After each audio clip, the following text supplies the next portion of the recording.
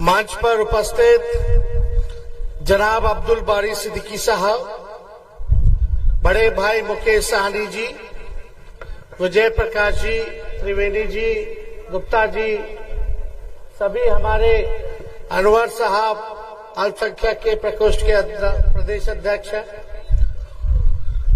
और यहाँ उपस्थित सभी हमारे महागठबंधन दल के, कांग्रेस पार्टी के, सीपीआई के, सीपीआई-एमएल के, सीपीएम के, वीआईपी पार्टी के, राष्ट्रीय जनता दल के जितने हमारे पदाधिकारी कार्यकर्तागण, हमारे मीडिया के दोस्तों और खेड़ा प्रखंड की महान जनता, मतदातागण, सभी बुजुर्ग, अभिभावक, नौजवान, युवा साथी, माताएं, बहनें, सबको आदाब, प्रणाम और सलाम करते हैं। आप सभी लोगों को इस चुनावी जनसभा में स्वागत करते हैं और यहां से हम लोगों ने जमुई से प्रत्याशी जो है अर्चना रविदास जी को बनाया है। बहुत सोच समझ के विचार करके इनको उम्मीदवार बनाया गया है। पढ़ी लिखी महिला है, नौजवान है और यही जमुई में ही इनका घर है। झाझा के लक्ष्मीपुर हरला में इनका घर पड़ता है। बहुत दिनों बाद जमुई में कोई लोकल प्रत्याशी जो है दिया गया, नहीं तो हर बार जमुई में बाहर के लोगों को ही टिकट मिलता था। बाहर वाला लोग आता था, चुनाव में भाषण करता था, जीतता था और चला जाता था। दोबारा आप लोगों को अपना चेहरा दिखाने नहीं आता था। मुझे पूरा भरोसा है कि इस बार जमुई की मतदातागण अपना पूरा वोट जो है लालटेन पर बटन दबा करके अर्चना रविदास जी को जिताएंगे और लालू जी और राहुल गांधी जी के हाथों को मजबूत करेंगे। ये देश बनाने का चुनाव है। आज देश के संविधान, लोकतंत्र को खत्म करने की बात की जा रही है। इसलिए हम सब लोगों को सोचना पड़ेगा, विचारना पड़ेगा। ऐसे विचारधारा के लोग अगर आएंगे सत्ता में जो बाबा साहब अम्बेडकर के लिखे हुए संविधान को खत्म करना चाहते हैं। संविधान खत्म होगा तो लोकतंत्र खत्म होगा और जब लोकतंत्र खत्म हो जाएगा तो वोट का अधिकार भी खत्म हो जाएगा। ये समझने की जरूरत है। जिस हिसाब से तानाशाही राज चलाया जा रहा है, देश भर में अघोषित इमरजेंसी है, कोई खिलाफ बोलता है तो उसको के ऊपर मुकदमा होता है, जेल भेज दिया जाता है। दो मुख्यमंत्री, चाहे अरविंद केजरीवाल हो, बगल के मुख्यमंत्री हमारे भाई हेमंत सोरेन हो, हम लोग हो, लालू जी हो, राहुल गांधी जी हो, सब पे मुकदमा, सबको जेल। मतलब ये तानाशाह राजा देखना ही नहीं चाहता है अपने सामने कि कोई खड़ा हो सके। लेकिन चाहे कुछ भी हो जाए, जब देश और लोकतंत्र और संविधान बचाने की बात आएगी तो जान भी देना होगा तो हम लोग जान देने के लिए तैयार हैं। लेकिन देश से कोई लोकतंत्र अगर मिटा के दिखा दे, जो संविधान खत्म करना चाहते वही खत्म हो जाएंगे। ये बाबा साहब का लिखा हुआ संविधान है। इसमें सभी लोगों को मान सम्मान अधिकार दिया गया है, सभी लोगों को, चाहे कोई जात के हो, कोई धर्म के हो। लेकिन आप लोग जानते हैं कि ये लोग कौन से एजेंडे पे चलते हैं। भाजपा के लोग जहर बोने का काम करते हैं, समाज में आपस में एक दूसरे को लड़ाने का काम करते हैं। ये लोग तलवार बांटते हैं, लेकिन तेजस्वी कलम बांटता है, नौकरी देता है। 17 महीने हम रहे उप मुख्यमंत्री, 17 महीने में 5 लाख लोगों को सरकारी नौकरी हम लोगों ने देने का काम किया। केवल 17 महीने में 5 लाख लोगों को सरकारी नौकरी मिली। सोचिए अगर 5 साल मिलता तो कितने लोगों को सरकारी नौकरी मिलती। वो तो छोड़िए, वो तो चाचा जी पलट गए, चाचा जी नहीं पलटे होते तो अब तक 10 लाख लोगों को सरकारी नौकरी मिल गई होती। हम लोगों ने जो 17 महीने में किया,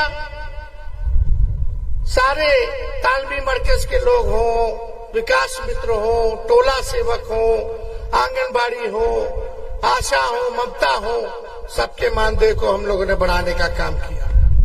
लेकिन आज कोई जो है गरीब के बारे में बात नहीं कर रहा। मोदी जी आते हैं, लालू जी को गाली देते हैं, हमको गाली देते हैं। लेकिन मोदी जी ने क्या किया जमुई के लिए? खेड़ा की जनता से हम पूछना चाहते हैं, खेड़ा में क्या किया मोदी जी ने? लालू जी ने तो ये डैम बनवाने का काम किया, आप लोग सब लोग जानते हैं, जब केंद्र में थे तो। लेकिन मोदी जी ने क्या किया खेड़ा के लिए? कोई काम बता दो, एक काम बता दो आपके गांव के लिए किया हो। 15 साल से एनडीए का सांसद जीते रहे चिराग पासवान ने क्या किया आपके गांव के लिए? अब चिराग पासवान जी ने अपने जीजा जी को टिकट दे दिया। जब तक चिराग पासवान 15 साल तक एमपी आ रहे, आज तक पार्टी का दफ्तर भी नहीं खोल पाए। होटल में रहते हैं तो जीजा जी भी उनके होटल में रहते हैं। अरे उनके जीजा जी का शक्ल पता है कैसा दिखे में लागे थे? अपना शक्ल देखे हो पहचान लोगे? नहीं पहचान पाओगे। जान ना पहचान तू मेरा मेहमान है। घर की बेटी को जिताना है। मोदी जी ने खाली झूठ बोला, इतना झूठ बोला कि गोबर को भी हलवा बना देते हैं। बीजेपी का मतलब बड़का झूठा पार्टी। आप आए थे प्रधानमंत्री जी जमुई, बताना था ना जमुई के लिए क्या किया। 10 साल से आप प्रधानमंत्री हैं, उनका राज्य सरकार है 17 साल से, सांसद है 15 साल से, लगातार उनके जो है विधायकों जीत के जा रहे हैं, ऊपर से नीचे सब एनडीए का। फिर भी गरीबी नहीं हटी, बेरोजगारी नहीं हटी, महंगाई कम नहीं हुई, किसानों का आय दुगुना नहीं हुआ, पक्का मकान नहीं मिली, हुआ कोनो काम? मोदी जी ने केवल 4 काम किया है। बेरोजगारी बढ़ा दी, दूसरा महंगाई बढ़ा दी, तीसरा गरीबी बढ़ा दी और चौथा जुमलेबाजी की।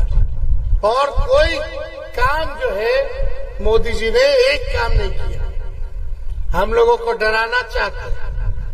कोई भी आज के दिन में बीजेपी से हाथ मिला लेगा तो राजा हरिश्चंद्र हो जाएगा, सारा केस मुकदमा धुल जाएगा।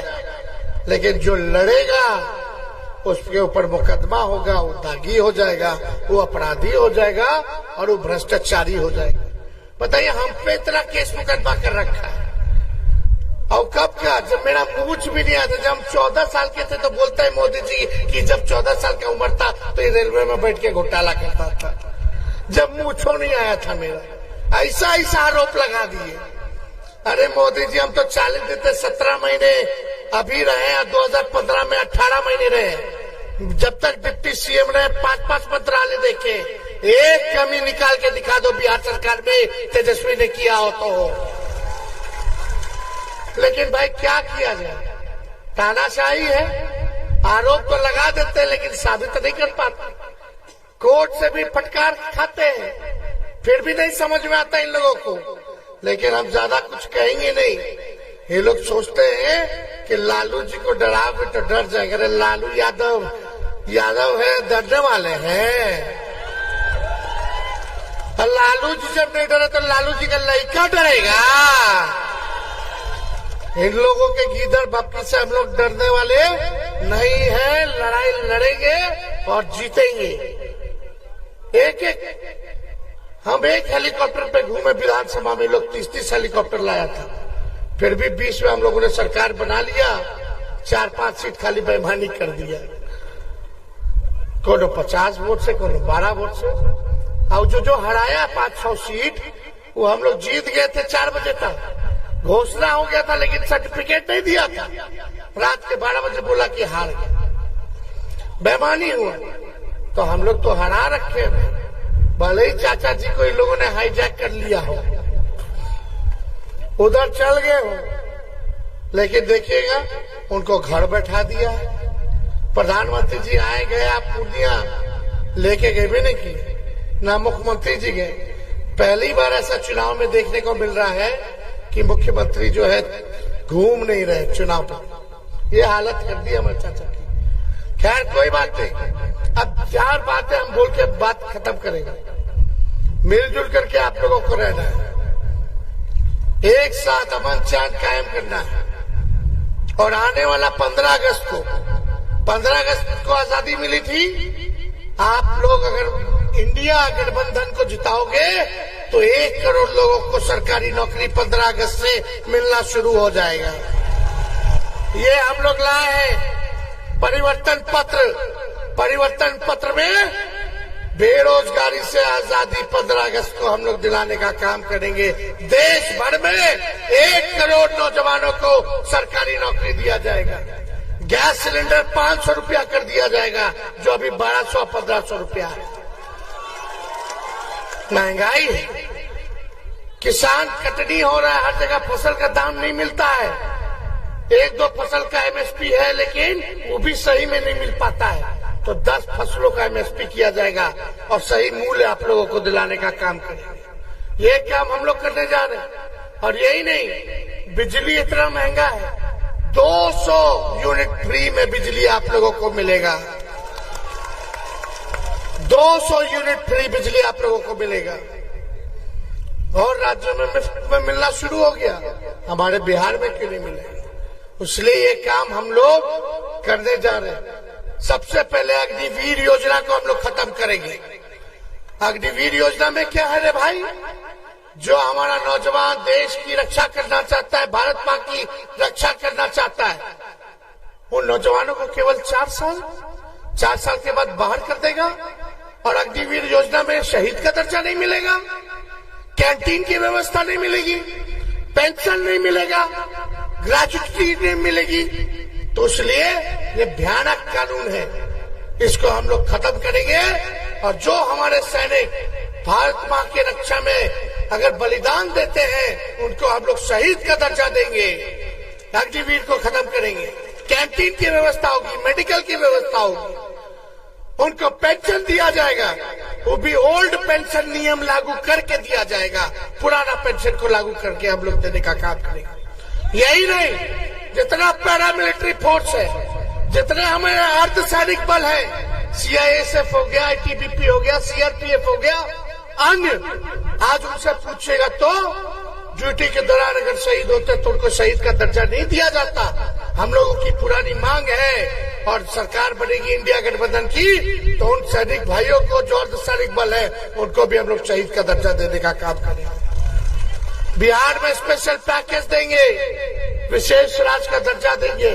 तो ये सारा काम हम लोग करने जा रहे हैं। तो मिलजुल करके रहिए। और ये लोग मुद्दे की बात नहीं करते हैं, असल मुद्दा बेरोजगारी है। पढ़ाई, दवाई, कमाई, सिंचाई, सुनवाई, कार्रवाई वाली सरकार देंगे। और यही नहीं, शिक्षा और चिकित्सा जो है फ्री में दिया जाएगा, फ्री में दिया जाएगा। आप बनाइए गठबंधन की सरकार, कांग्रेस पार्टी जीतेगी, आरजेडी जीतेगी, वीआईपी जीतेगी, लेफ्ट पार्टी जीतेगी, और जो अपोजिशन पार्टी है अगर जीतेगी, तो ये सारा काम हम लोग करने का काम करेंगे। तो ये सारा काम पे वोट मिलना चाहिए, ना कि केवल जो है झूठ और जुमले पर। हम लोगों ने जो कहा है वो करके दिखाया 17 महीने में, और उस काम को करेंगे। सभी हिंदू भाई जितने हैं, उन सभी हिंदू भाइयों को भी आज रामनवमी है, उसके लिए हम सभी भाइयों को शुभकामना देने का काम करते हैं। और हम लोग यही कहेंगे कि भाई तेजस्वी तो कलम बांट रहा है, भाजपा वाला तलवार बांट रहा है। कलम बांटने वाले को, नौकरी बांटने वाले को आप वोट दीजिए, ना कि जो नफरत और तलवार बांटते हैं उनको वोट देने का काम कीजिए। फर्क क्या है? फर्क कभी सोचे हो? हम आप लोगों की खुशहाल जिंदगी देखना चाहते हैं, लेकिन भाजपा वाला लोग आप लोगों की जिंदगी को बर्बाद करना चाहते हैं। नौकरी मिलेगा घर में तो नौजवान का शादी हो जाएगा, शादी हो जाएगा तो बच्चा हो जाएगा, नौकरी से आएगा तो पिताजी बच्चा को चॉकलेट देगा, माता पिता भी खुश रहेंगे, बच्चा मेहरारू भी खुश रहेगा, पतियों खुश रहेगा, है कि नहीं? और तलवार जिसके हाथ में होगा, दंगा करेगा तो सीधे जेल जाएगा, मुकदमा होगा कि नहीं? और जेल से बाहर निकलेगा तो शादियों नहीं होगा, बोलेगा तो जेल में रहो क्या है कि ब्याह करे रहे। समझ रहे हैं? माँ बाप परेशान रहेंगे, थाना का चक्कर काटेंगे, चढ़ाना पड़ेगा, थाना में वकील रखना पड़ेगा बेल के लिए। तो ये लोग आपको अपने वोट के लिए ये सब काम करेगा। लेकिन आपकी जिंदगी बेहतर कैसे बनेगी? जब आपको नौकरी मिलेगी, आपको आर्थिक मदद मिलेगी, तभी ना देश बनेगा, है कि नहीं? तो दम संभाल के रहना है, मिलजुल करके रहना है और एक एक वोट अर्चना रविदास जी को जिताना है और लालू जी और राहुल जी के हाथ को मजबूत करना है। तो चुपचाप लालटेन छाप, चुपचाप लालटेन छाप, तो विजय का माला भेंट कर दें जी। बहुत बहुत धन्यवाद, बहुत बहुत धन्यवाद। आप सब लोगों का खेड़ा की जनता जिंदाबाद। बीच में आप पानी के बारे में बात कर रहे थे, जो भी समस्या हम समझ लिए, जिलाधिकारी से बात करते हैं आपके लिए, ठीक है? धन्यवाद।